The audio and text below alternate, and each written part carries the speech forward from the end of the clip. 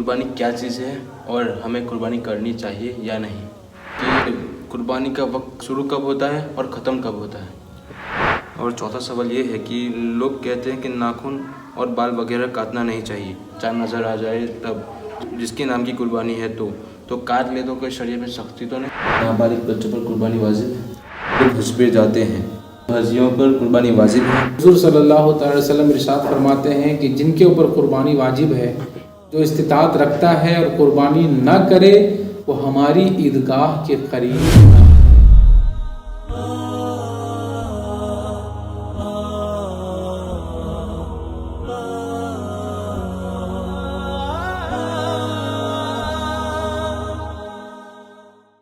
الحمدللہ رب العالمین والصلاة علی سید المرسلین، اما بعد فاعوذ باللہ من الشیطان الرجیم، بسم اللہ الرحمن الرحیم۔ جی ناظرین کرام، السلام علیکم ورحمۃ اللہ وبرکاتہ۔ آپ دیکھ رہے ہیں محمد عبد القادری یوٹیوب چینل پہ قربانی کے مسائل۔ تو ہمارے یوٹیوب چینل محمد عبد القادری کو سبسکرائب کیجیے اور بیل آئیکن کو آن کر دیجیے، اور دیگر پلیٹفارم ہمارے فیس بک، انسٹاگرام پیج کو بھی فالو کر لیجیے۔ تو آج ہمارے قربانی کے مسائل کا جواب دینے کے لیے مفتی ساجد صاحب رضوی ہمارے ساتھ موجود ہے۔ السلام علیکم ورحمۃ اللہ وبرکاتہ۔ وعلیکم السلام ورحمۃ اللہ وبرکاتہ۔ مفتی صاحب، آج ہم قربانی کے حوالے سے آپ سے کچھ سوال و جواب پیش کریں گے، کیا ان کا جواب دیں گے؟ انشاءاللہ۔ مفتی صاحب، ہمارا قربانی کا مہینہ شروع ہو گیا ہے، تو قربانی کیا چیز ہے اور ہمیں قربانی کرنی چاہیے یا نہیں؟ نحمدہ ونصلی علی رسولہ الکریم، اما بعد فاعوذ باللہ من الشیطان الرجیم، بسم اللہ الرحمن الرحیم۔ قال اللہ تبارک و تعالی فی قرآن المجید والفرقان الحمید، فصل لربک وانحر، صدق اللہ العظیم وبلغنا رسولہ النبی الامین المطین المکین الکریم، ونحن علی ذلک لمن الشاہدین والشاکرین، والحمد للہ رب العالمین۔ اللہ تبارک و تعالیٰ کا بے پناہ کرم ہے کہ اس نے ہمیں صحت و تندرستی کے ساتھ یہ قربانی کا مہینہ عطا فرمایا۔ جتنے لوگ قربانی کرنے والے ہیں، اللہ تعالیٰ سب کی قربانی کو اپنی بارگاہ میں قبول کرے۔ یہ قربانی ابراہیم علیہ السلام کی سنت ہے، اور حضور صلی اللہ تعالیٰ علیہ وسلم ارشاد فرماتے ہیں کہ جو بندہ خلوصیت اور للہیت کے ساتھ جانور کو اللہ کی بارگاہ میں قربان کرتا ہے، قربانی دیتا ہے، تو جیسے ہی جانور کا پہلا قطرہ زمین پہ گرتا ہے تو اللہ تعالیٰ اس قربانی کرنے والے کے تمام گناہوں کو معاف فرما دیتا ہے۔ اور جو جانور ہم قربانی کر رہے ہوتے ہیں، اس کے جسم میں جتنے بال ہوتے ہیں، حالانکہ کوئی اسے گن نہیں سکتا ہے، تو ہر بال کے برابر اللہ تعالیٰ اس قربانی کرنے والے کے گناہوں کو معاف کر دیتا ہے، اور اس کے نامہ اعمال میں اتنی نیکیاں اللہ عطا فرماتا ہے۔ تو اس میں حکمت ہے، تو ہمیں اور آپ کو بھی چاہیے کہ ہمیں اور آپ کو بھی خوش دلی کے ساتھ قربانی کرنی چاہیے۔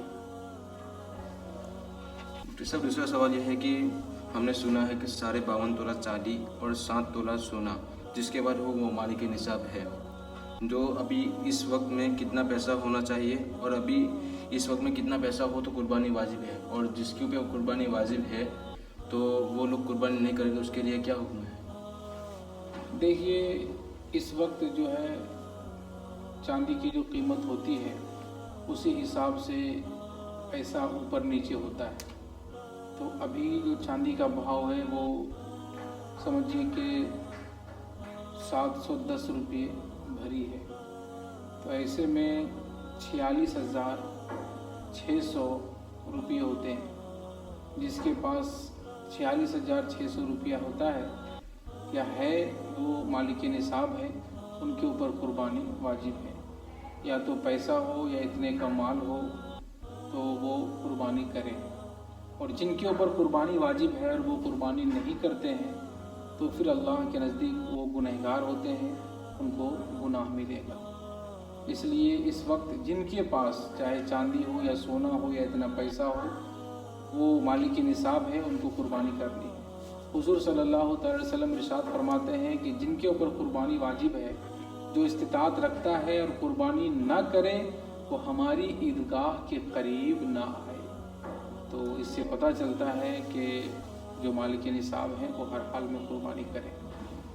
मुफ्ती साहब, दूसरा सवाल ये है कि कुर्बानी का वक्त शुरू कब होता है और ख़त्म कब होता है? कुर्बानी का वक्त देखिए 10वें जिलहिज्जा के सुबह सादिक से लेकर 12वें के गुरूब आफताब तक, ये जो वक्त है ये कुर्बानी का वक्त है। अब आप बाहरी शरीयत में पढ़ेंगे कि रात के वक्त में कुर्बानी करना मकरूह है, लेकिन दीगर किताबों में है कि मकरूह इसलिए लिखा गया है कि रात में अंधेरा होता है, रोशनी का इंतज़ाम नहीं होता है, जिससे जानवर को भी तकलीफ़ होने का डर है और ज़बह करने वाले को भी अंधेरे की वजह से। तो अगर कोई खूब रोशनी का इंतज़ाम करे जिससे जानवर को भी कोई तकलीफ़ ना हो, आदमी को भी कोई नुकसान ना हो, तो ऐसी सूरत में रात में भी कुर्बानी कर सकते हैं। तो लिहाजा 10वें जिलहिज्जा के सुबह सादिक से लेकर 12वीं के गुरूब आफताब तक ये मुकम्मल कुर्बानी का टाइम है, जिस वक्त आप चाहें आपकी कुर्बानी हो जाएगी। और चौथा सवाल ये है कि लोग कहते हैं कि नाखून और बाल वगैरह काटना नहीं चाहिए, चांद नज़र आ जाए तब जिसके नाम की कुर्बानी है तो काट ले तो कोई शरीयत में सख्ती तो नहीं? देखिए, जो लोग कुर्बानी करने वाले होते हैं तो मेरे आका ने इरशाद फरमाया कि जो कुर्बानी करना चाहे उनको चाहिए कि बाल नाखून वगैरह ना तरसवाए, ये मुस्तहब काम है, इसमें नहीं करेंगे तो अच्छा है, अगर कर भी लिए तो कोई हर्ज नहीं है। लेकिन मेरे आका इरशाद फरमाते हैं कि जब चांद हो जाए तो आप नाखून वगैरह तरसवाएं और 10वें के दिन कुर्बानी करके तरसवाएं तो आपको कुर्बानी करने का सवाब मिलेगा। तो लिहाजा जो कुर्बानी करने वाले हैं वो भी, और जो नहीं करने वाले गरीब लोग हैं जो इस्तिताअत नहीं रखते हैं, मालिक निसाब वो नहीं है, तो उनको भी चाहिए कि वो भी जब जिलहिज्जा का चांद नज़र आ जाए तो वो नाखून बाल वगैरह मुँह ज़ेर नाफ वगैरह ना कटवाए और 10वीं के दिन कटवाए। तो समझिए कि सिर्फ 10वीं के दिन आप नाखून कटवा रहे हैं तो उसमें इतना सवाब मिलेगा जैसा कि आपने कुर्बानी की है। तो कितना अच्छा काम है, आप सिर्फ नाखून कटवाइए और कुर्बानी करने का सवाब लीजिए, एक जानवर अल्लाह की बारगाह में कुर्बान करने का सवाब लीजिए। तो ना कटाएं तो बेहतर है, मुस्तहब काम है। जो कुर्बानी देने वाले हैं वो भी और जुना देने वाले हैं वो भी, सबको चाहिए कि वो रखें। अभी पांचवा सवाल है कि नाबालिग बच्चों पर कुर्बानी वाजिब है? देखिए, कुर्बानी नाबालिग बच्चों पे वाजिब नहीं है। हाँ, अगर उनके माँ बाप देना चाहें तो दे सकते हैं, नफल का सवाब मिलेगा। नाबालिग बच्चा भी देना चाहे तो दे सकता है, नफल का सवाब मिलेगा। लेकिन इंदल्लाह यानी अल्लाह तबारक व तआला की जानिब से जो कुर्बानी वाजिब होती है वो वाजिब नहीं है।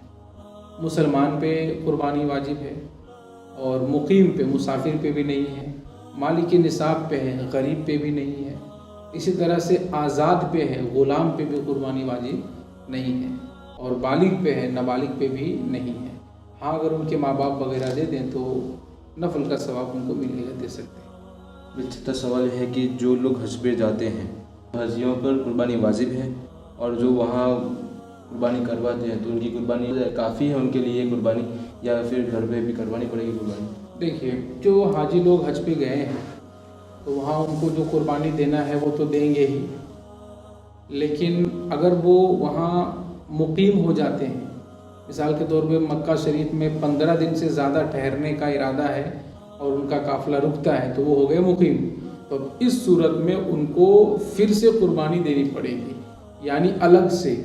वहाँ वाली मक्के वाली कुर्बानी काफ़ी नहीं होगी, वो या तो वहाँ फिर से अलग अपने हिस्से दे दें या फिर वो जहाँ उनका घर है वहाँ फ़ोन करके एक हिस्से की कुर्बानी करवा दें। कब? जब वो मुकीम हो जाते हैं, 15 दिन से ज़्यादा मक्का शरीफ में या मदीना शरीफ में रुक जाते हैं तो, और अगर कम रुकते हैं तो गोया कि वो मुसाफिर हो गए, और मुसाफिर पे कुर्बानी वाजिब नहीं है, इस सूरत में वो नहीं देंगे।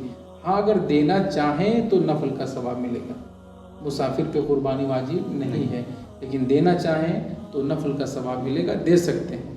तो जो हाजी हज पे जाते हैं अगर वो मुकीम हो गए, 15 दिन से ज़्यादा कहीं जगह पे ठहर गए तो कुर्बानी वाजिब है, और अगर नहीं ठहरे तो उनके ऊपर कुर्बानी वाजिब नहीं। जी नाज़रीन किराम, आपने देखा मुफ्ती साहब ने कितने बेहतरीन अंदाज में मसाइल दूर करे।